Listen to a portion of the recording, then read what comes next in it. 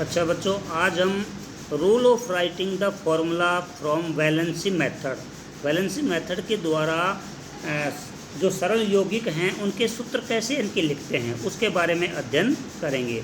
Most of the simple compounds are made of two elements, ज़्यादातर इनकी जो यौगिक हैं दो तत्वों से मिलकर के ना बने होते हैं। Such compounds are called binary compound, ऐसे इनकी जो यौगिक हैं उनको बाइनरी कंपाउंड के नाम से जाना जाता है।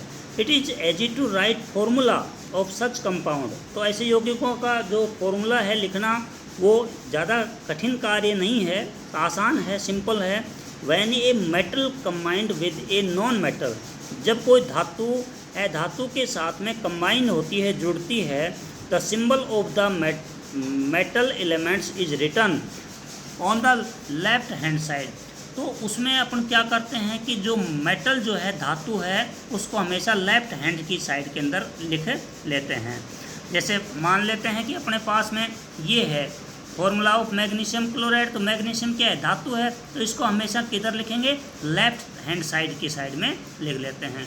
जो नॉन मेटल जो होते हैं एलिमेंट्स हैं उनको अपन किधर लिखते हैं, राइट हैंड साइड की तरफ इनकी लिख लिया जाता है। If both are non-metal, we write more electronegative elements on the right hand side.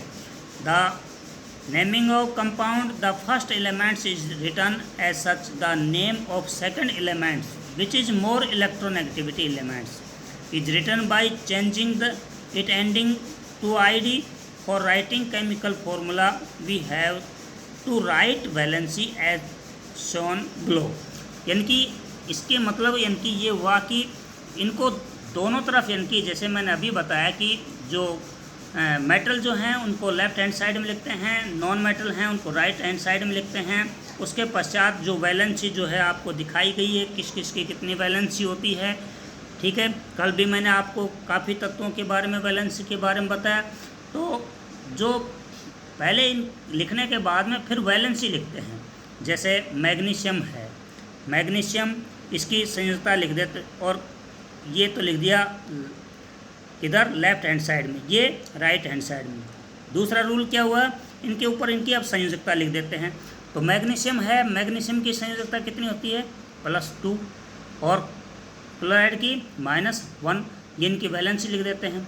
Valency लिखने के बाद में वैलेंसी को चेंज करते हैं, इसकी वैलेंसी इसके नीचे आ जाती है, इसकी वैलेंसी इसके नीचे आ जाती है।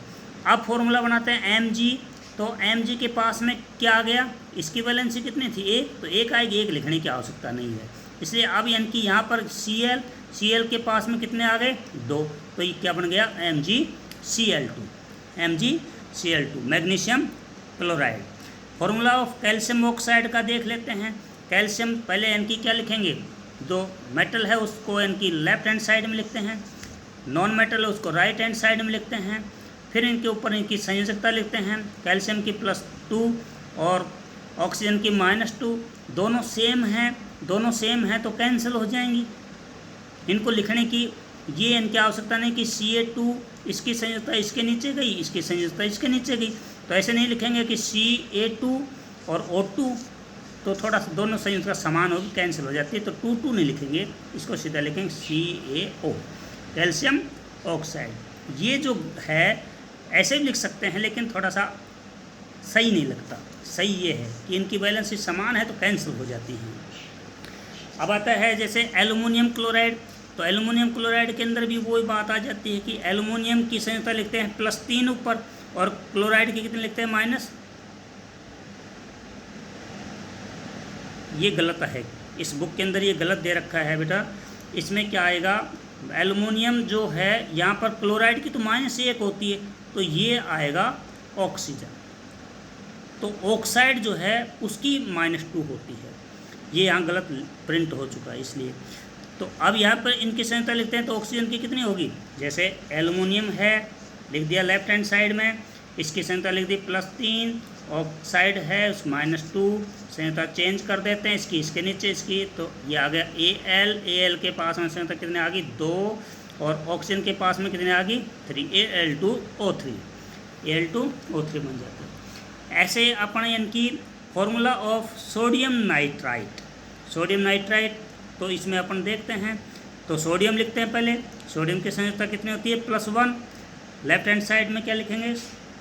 धातु को लिख देते हैं, मेटल को लिख देते हैं, और राइट हैंड साइड में नॉन मेटल को लिख देते हैं। फिर उसके बाद में सेकंड रूल जो है उसका, इनके ऊपर इनकी संयोजकता लिखते हैं। सोडियम की +1 लिख देते हैं, नाइट्रेट की -1 लिख देते हैं।